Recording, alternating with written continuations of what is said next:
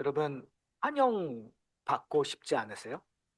어디를 가든 환영받는 사람이 되고 싶은 것이 저희들 그 욕구, 저희들이 바라는 것이라고 생각하게 됩니다. 근데 좀 이렇게 생각해 보면 요즘은 환영받는 것이 쉽지 않는 시대에 저희가 살고 있는 것 같아요.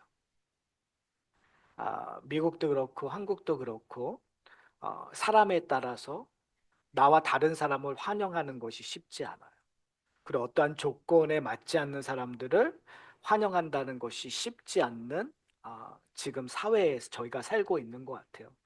참 어수선한 시대를 살고 있습니다. 아, 그리스도인에게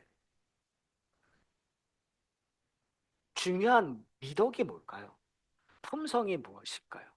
저는 현대 지금 요즘 최근에 벌어지는 일들을 보면서 성도로서 그리스도인으로서 가져야 된 미덕, 품성을 우리가 많이 놓치고 있다고 생각합니다.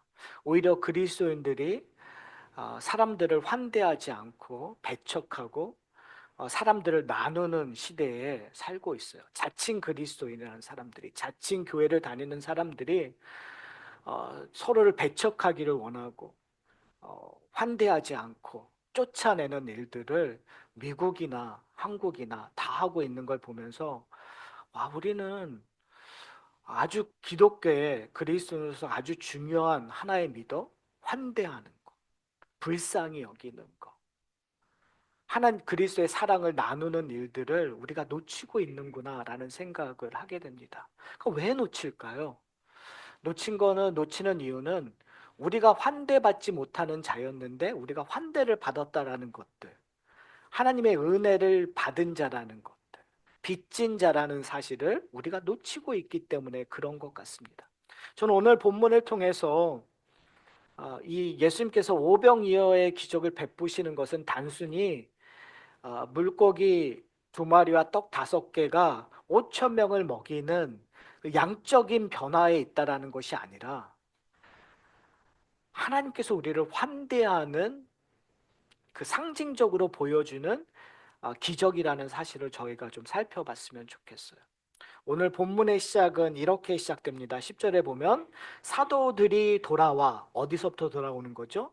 전도 여행으로부터 돌아와서 지난주에 저희가 살펴봤죠. 이 전도 여행이라는 이 사건이 어떤 의미에서 저에게 중요한 것은 뭐냐면 이 누가복음에서 예수님께서 제자들을 어, 사도로 부르시고 그리고 하나님의 나라를 선포하는 거예요. 하나님 나라의 원칙은 이렇다. 이제 이 열두 제자를 통해서 열두 사도를 통해서 새로운 민족이 탄생되는 거예요. 이스라엘의 역사를 보면은요, 출애굽기에 이 열두 지파를 통해서 새로운 이스라엘이 새롭게 시작이 되었어요. 그거와 마찬가지로 지금 예수님께서 어떻게 보면은 이스라엘의 새로운 이스라엘, 새로운 하나님의 백성들이 이 열두 사도를 통해서 시작이 되는데 그 열두 사도를 통해서 시작되는 나라의 원리와 원칙들이 일어났어요. 어떻게 하면 복을 받아야 되는 건지, 어떻게 하면 그리스도인으로 이 땅에 살아가는 것이 올바른지를 우리에게 보여줬던 것들을 저희가 살펴볼 수 있단 말이에요. 그리고 나서 지금 이 전도 여행을 보내셨는데 예수 그리스도가 주시는 능력과 권위로 나갔었던 거예요. 그런데 그 결과는 어땠죠? 오늘 본문을 보면 사람들이 쫓아왔다고 얘기하고 있어요. 이 오병의 기적은 거의 사복음에서 다 다루고 있는데요.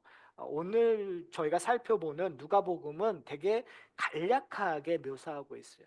좀 구체적이지 않아요. 그런 다른 복음서에 보면 그걸 구체적으로 얘기하고 있어요. 마가복음 6장 33절에 보면 이렇게 얘기하고 있어요. 그들이 가는 것을 보고 많은 사람이 그들인 줄 안지라. 모든 고을로부터 도보로 그곳에 달려와 그들보다 먼저 갔더라. 그러니까 지금 사람들이 제자들을 보고 쫓아온다고 마가는 우리에게 이야기하고 있는 거예요. 근데 누가복음에서는 그것이 간략하게 그냥 설명되고 있죠. 그리고 나서 11절 후반부에 이렇게 얘기해요. 무리가 알고 따라왔거늘. 그러니까 사람들이 따라왔었어요. 그런데 저는 오늘 이 단어가 오늘 본문을 이해하는데 아주 중요한 키라고 생각합니다. 그건 뭐냐면 예수께서 그들을 영접하사. 한국말은 영접했다라는 그 뉘앙스가 좀 그렇지만 영어로 하면 웰컴했다라는 거예요. 환영했다라는 의미예요. 근데 사실은 이 웰컴하고 환영했다라는 의미, 영접했다는 의미가 어떤 의미일까요? 우리가 생각했을 땐 잘 오셨습니다. 이 정도의 의미일까요? 근데 이것을 마가는 좀 다르게 표현하고 있었어요. 마가복음을 보면 그들을 불쌍히 여겼다고 얘기해요. 왜 불쌍히 여겼냐면 이사야 에스겔서 34장 5절에 기록되었던 이유 때문에 그래요. 제가 읽어드릴게요. 목자 없음으로 그들이 흩어지며 흩어져서 모든 들짐승의 밥이 되었도다라고 얘기하는 거예요. 그러니까 그러니까 그러니까 에스겔 선지자가 지금 이스라엘 백성들을 보고 얘기하고 있는 거예요. 그들이 불쌍하다는 거예요. 왜요? 그들이 목자가 없어서 이제는 잡혀 먹히게 생겼다. 여러분 한번 잘 생각해 보세요. 이스라엘의 목자는 누구죠? 정답으로 얘기하면 하나님이세요. 그런데 그 하나님이 이 땅에 왕으로 하나님이 목자 되심을 보여주려고 하셨어요. 하나님께서 선지자들을 보내서 하나님의 목자 되심을 보여주려고 하셨어요. 근데 문제는 뭐죠? 그 왕이 하나님 앞에 패역한 거예요. 선지자가 하나님의 말씀을 전달하기보다는 자기 신의 유익을 위해서 거짓된 메시지를 전달했었어요. 그러기 때문에 그들이 목자 없다고 없는 양과 같다고 얘기하는 거예요. 근데 이 모습이 지금 동일하게 2000년 전에 일어나고 있었다는 거죠. 의도적으로 지난번에 저희가 말씀했던 것처럼 전도 여행 후에 누구를 등장시킨다고 얘기했죠? 헤롯 왕을 등장시켜요.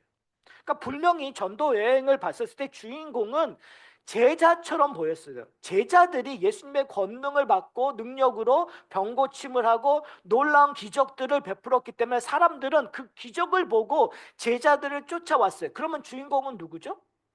제자들이에요. 근데 누가는 그 제자들이 주인공이 아니라는 것을 증거하는 장치로서 헤롯 왕을 등장시켰어요.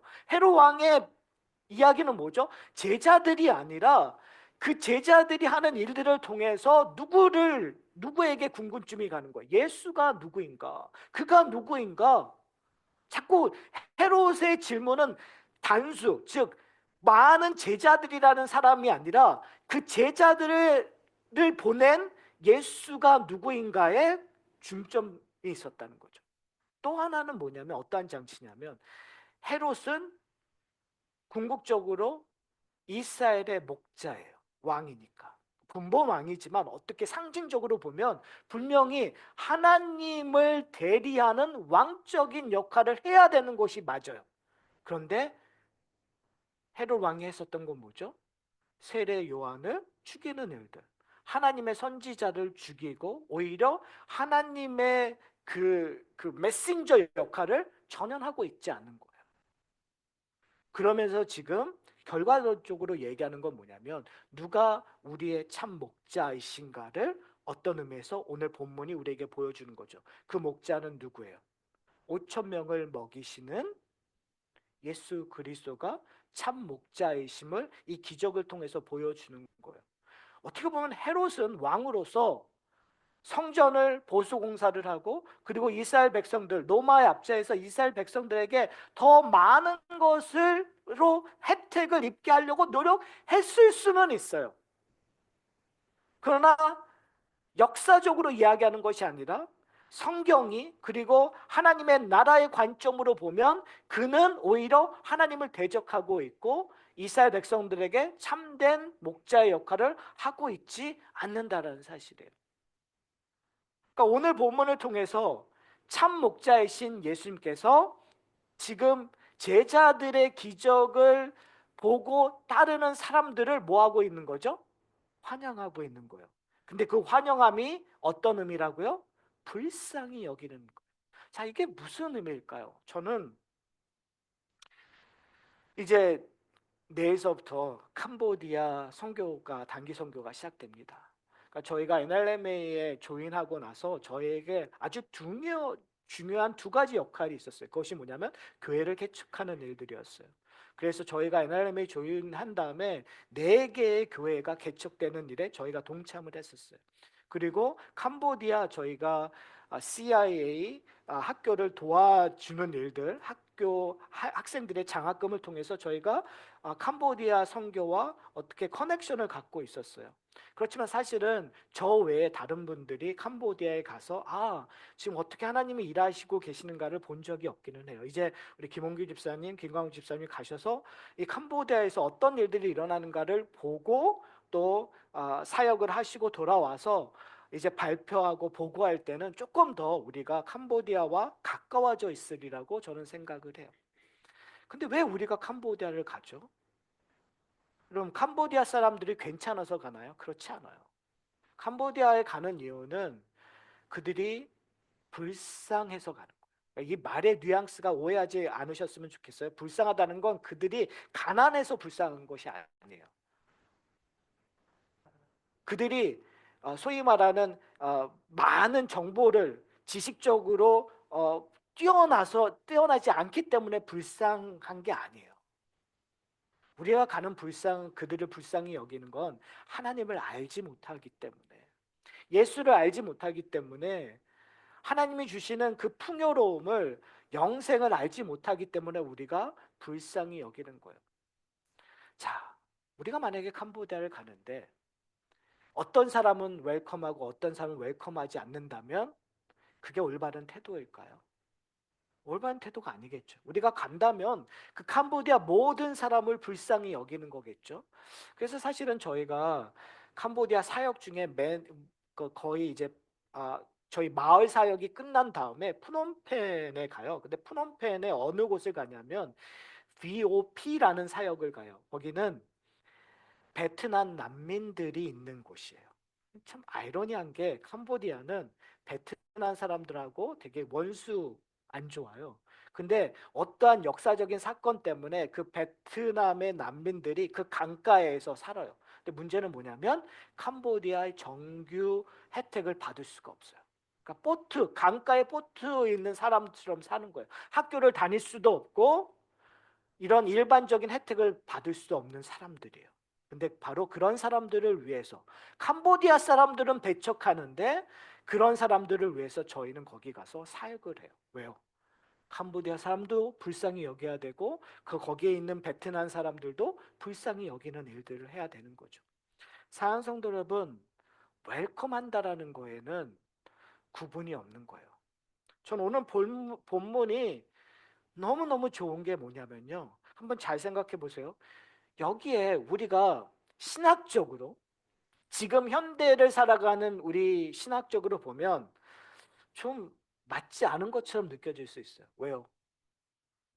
제자들을 보고 쫓아온 거잖아요. 제자들의 기적을 보고 쫓아온 거잖아요. 그리고 그들의 마음이 어떤 마음이 있는지 우리가 분별할 수 없잖아요. 그런데 이러한 사건을 천국 잔치적인 개념으로 볼 수 있느냐고 우리가 신학적으로 따져 물을 수도 있어요. 천국이라는 건, 천국 잔치라는 걸 상징적으로 보기 위해서의 전제 조건은 하나님의 백성들이어야 되는데 그걸 어떻게 알 수 있습니까? 라고 신학적으로 질문할 수도 있고 딴지를 걸 수도 있어요. 그러나 저는 이것을 통해서 하나의 천국의 원리를 얘기하는 거예요. 하나님이 예수님께서 부르시는 거에는 누구는 부르고 누구는 부르지 않는다라는 거예요. 하나님의 말씀에 반응하여 오는 사람들을 지금 예수님께서 뭐 하고 있는 거예요? 웰컴하는 거예요. 불쌍히 여기는 거예요. 불쌍히 여기시면서 뭘 얘기하는 거죠? 그들에게 올바른 하나님의 나라를 선포하세요. 잘 보세요. 이렇게 얘기해요.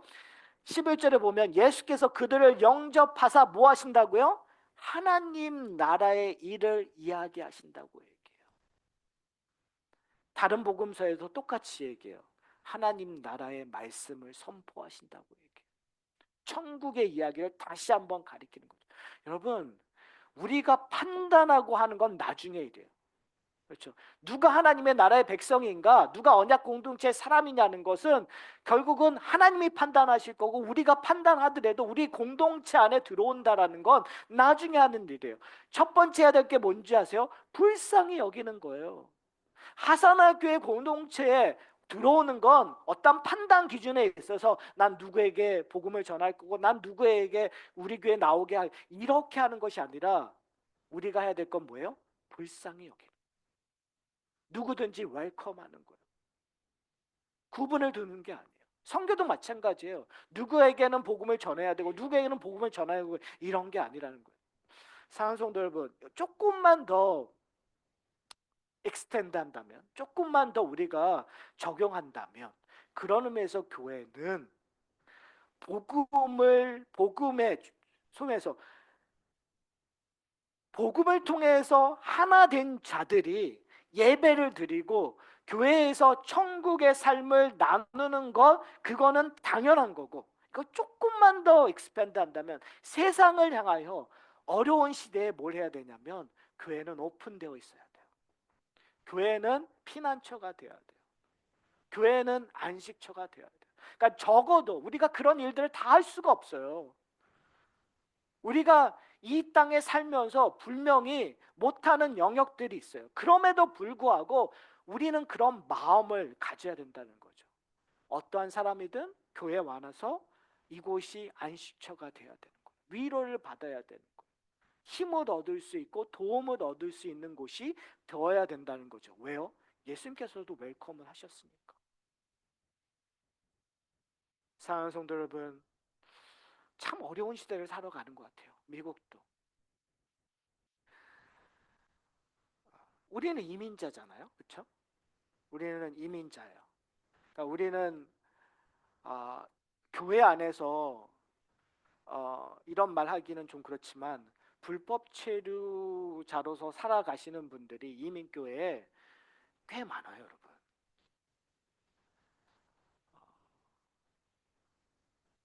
저는 요즘에 그런 생각을 해요. 그런 분들 얼마나 힘들까? 그럼 교회는 어떤 역할을 해야 되는가? 이제는 정부가 교회 안에 들어와서 불법 체류자를 체포할 수 있는 것이 허용이 되는 시대에 살고 있어요. 그럼 과연 우리는 어떠한 삶을 살아야 될까? 라는 것들을 적어도 질문은 해봐야 될 것 같아요. 저는 여러분에게 이걸 정치적인 성향의 이야기를 하는 것이 아니라 하나님 나라의 백성으로서 이 땅에서 세상을 향하여 어떤 마음을 품고 있어야 되는가? 가장 중요한 것은 뭐냐면 긍휼한 마음을, 불쌍히 여기는 마음을. 그래서 우리가 좀 손해 보더라도, 우리가 좀 믿지더라도, 우리에게 좀 피해가 있더라도 그 일들을 해야 되는 것이 하나님 나라의 백성으로서 당연히 해야 될 거라는 사실들을 저희가 기억해야 될 것 같아요. 그리고 나서 뭐요? 복음을 나누는 거예요. 그리고 나서 하나님 나라의 사랑을 나눈 거예요. 여러분, 내가 피해를 보지 않고 내가 나눠주지 않으면서 하나님의 사랑을 100번 얘기해봤자 그게 무슨 소용이 있겠습니까? 그렇죠? 아무리 하나님의 나라를 얘기한들 지금 고통 속에 있는 분들이 그것들을 위로를 받을 수 있을까요? 저는 오늘 그래서 11절에 얘기하는 예수께서 그들을 영접하셨다, 웰컴하셨다는 단어가 너무너무 감사해요. 왜요? 예수님께서 그들의 연약함, 그들의 무식, 그들의 소위 말해서 그 깨닫지 못하는 그러한 부족함조차도 판단하지 아니하시고 오히려 바리새인들에게는, 사두개인들에게는 정말 날카롭게 얘기하셨거든요. 심하게 비판하셨거든요. 그런데 지금 예수님께서는 그들을 어떻게 해요? 웰컴하시고 다시 한번 하나님의 나라를 가리키는 일들을 하고 계세요. 아마 제자들은 우쭐했을 수도 있어요. 내가 이런 일들을 해서 지금 나를 보고 이렇게 많은 사람들이 쫓아왔습니다. 그래서 12절에 보면 12사도가 예수님께 나와서 이렇게 얘기해요. 예수님, 이들이 아마 배고파서 지금 저녁이 되었는데 이들에게 먹을 것을 줄 것이 없습니다. 지금 먹을 것을 좀 얻게 하여 주십시오 라고 11절에 이야기를 해요. 그때 예수님께서 13절에 뭐라고 얘기하시냐면 너희가 먹을 것을 주라라고 얘기해요. 그러니까 이거는 너희가 먹을 것을 주라는 건 책임을 회피하려는 것이 아니라 제자들이 갖고 있는 인식에 대하여 예수님께서 얘기하는 거예요. 너희들이 너희들을 보고 쫓아왔다고 하는데 과연 너희들이 할 수 있는 것이 무엇인가? 결국은 할 수 있는 것은 예수님이 주신 그 권능과 능력으로 권위로서 그 주신 만큼만 할 수 있다라는 거예요. 근데 제자들은 내릴 수 있는 결론은 뭐죠? 오늘 얘기하고 있는 것은 뭐냐면 우리에게 갖고 있는 것, 떡 5개와 물고기밖에 없습니다. 도대체 먹을 걸 사지 않으면 다른 복음서에선 빌립이 200데나리온이 있어야 이것들을 해결할 수 있다고 얘기를 해요. 그들은 계산을 했어요. 그것이 그들의 사랑의 표현이었어요. 200데나리온으로서 먹을 것을 사야 됩니다. 누군가 가서 먹을 것을 사서 오든지 아니면 사람들을 보내어서 먹을 것을 그 배고픔을 해결해야 됩니다. 그들이 갖고 있는 해결 방식을 얘기했어요. 사랑하는 성도 여러분, 이 땅을 살아갈 때 우리가 생각하는 해결 방식들이 있어요. 어떤 문제가 나오면 우리가 분명히 그 문제를 해결할 수 있는 것들이 있어요. 그러나 우리가 고민해야 될 지점은 뭐냐면 과연 우리의 해결 방식이 하나님 나라의 원칙과 맞느냐라는 거예요. 하나님이 요구하시는 내용과 일치되느냐는 우리가 한번 질문해 보아야 돼요. 왜 그러냐면 큰 의미에서 지금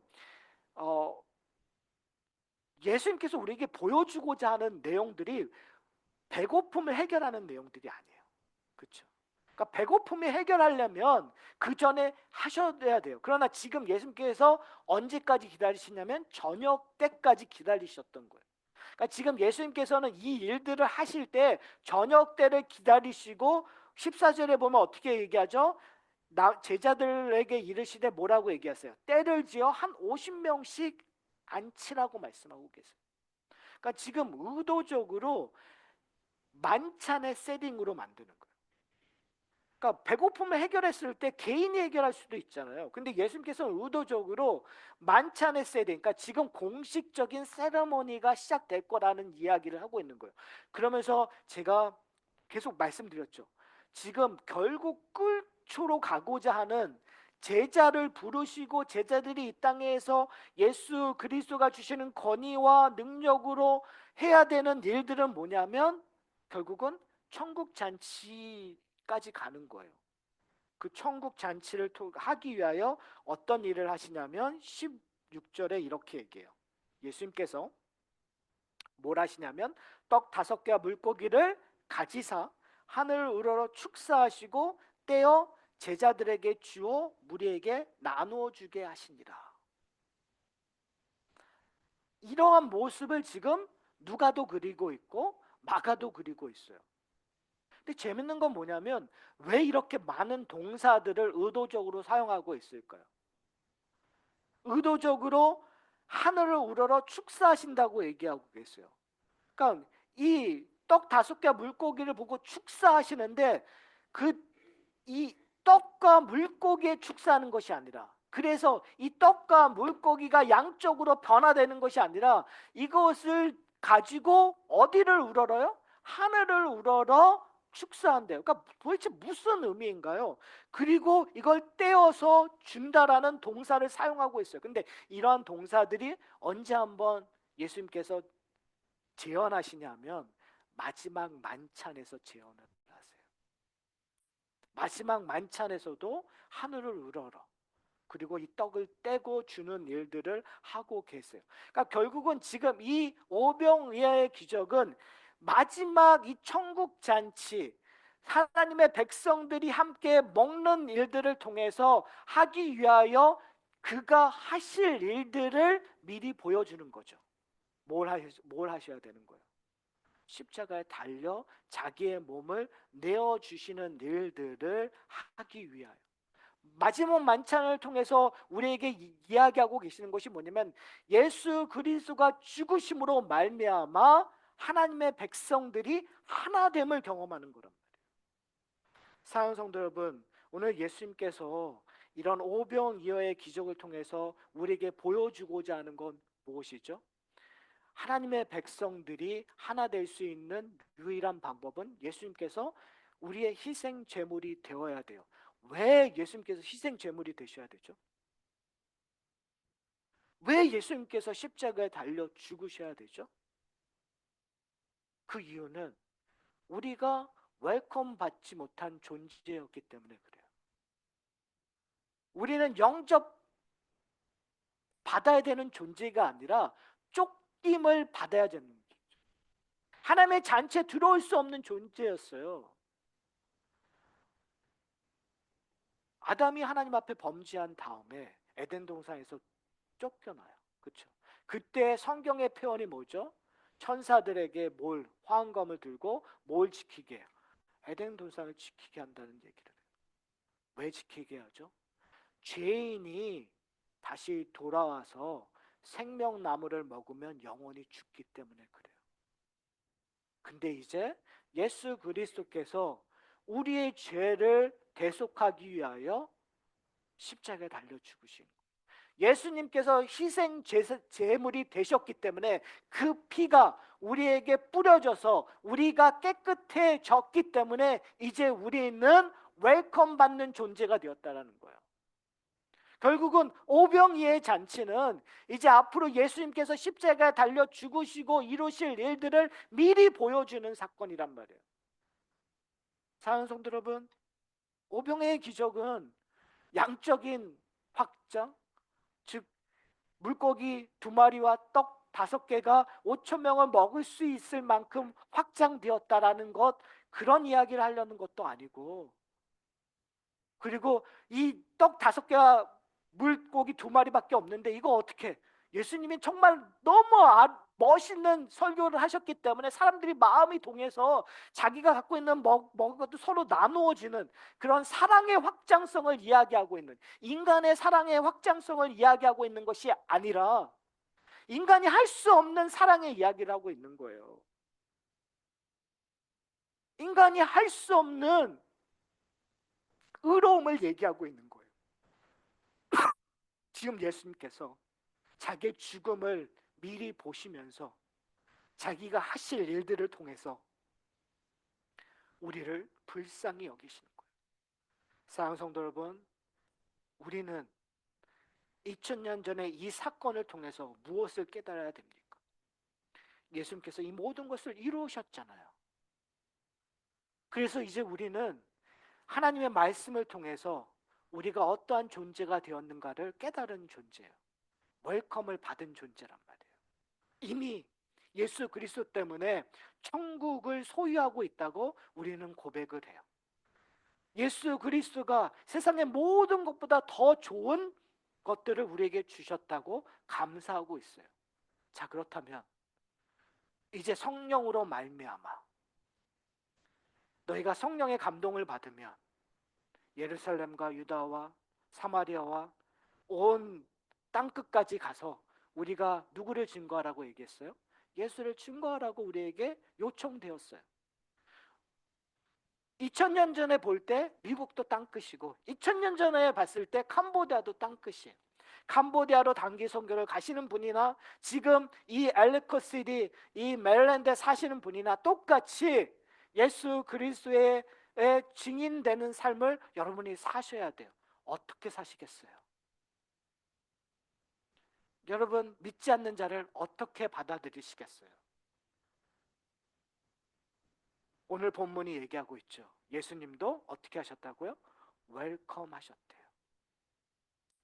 예수님께서 웰컴 하셔서 뭘 하시는 거예요? 그들과 밥을 함께 먹으셨어요. 그들 초청하셔서 함께 하나님의 만찬을 나누었어요. 뭐로? 예수 그리스도를 예수 그리스도가 이루신 것들을 통해서. 그렇다면 우리는 어떻게 해야 될까요? 여러분, 여러분이 웰컴하지 않는 자를 여러분이 웰컴하셔야겠죠. 그들과 함께 밥상 교제를 나누셔야겠죠. 그들에게 예수 그리스도가 이루어 주신 것들을 나누는 것이 우리가 오병이어의 기적을 경험하는 거라고 저는 오늘 본문을 통해서 발견할 수 있습니다. 사랑하는 성도, 이제 설교를 마치려고 합니다.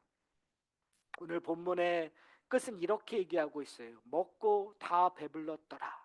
그 남은 조각을 12바구니에 거두리라. 사랑하는 성도 여러분, 천국의 만찬은요 부족함이 없어요. 천국의 만찬은 풍요로움이에요. 이 말은 어떤 의미입니까? 그 풍요로움이 지금 현재 우리에게 주어졌다라는 거예요. 여러분, 나눌 게 없어요가 아니에요. 여러분, 여러분의 것들을 나누라는 게 아니에요. 오해하지 않으셨으면 좋겠어요. 여러분의 물질을 나누라는 게 아니라, 여러분의 시간을 나누는 게 아니라, 여러분의 열정을 나누라는 것이 아니라 하늘의 것들을 나누라고 오늘 본문을 얘기합니다. 하늘의 것들, 완성된 것들, 하나님 나라의 축복을 나누라고 얘기합니다. 저는 거기에 화답하는 저와 여러분이 되셨으면 좋겠어요. 만약에 여러분이 하늘의 것들로 만족하고 있다면 땅의 시간들, 땅의 물질들, 땅의 열정들은 너무나 아무 것들이 아닌 것들이 돼버려요. 그렇기 때문에 나의 시간도, 나의 열정도, 나의 물질도 사용하여 하나님의 나라를 전파하고 나눌 수 있게 된다라고 저는 확신합니다. 이 하사나 교회도 여러분의 가정도 그런 일에 참여함으로 말미암아 천국의 만찬을 경험하는 여러분 되시기를 소원합니다. 우리 함께 기도하시겠습니다.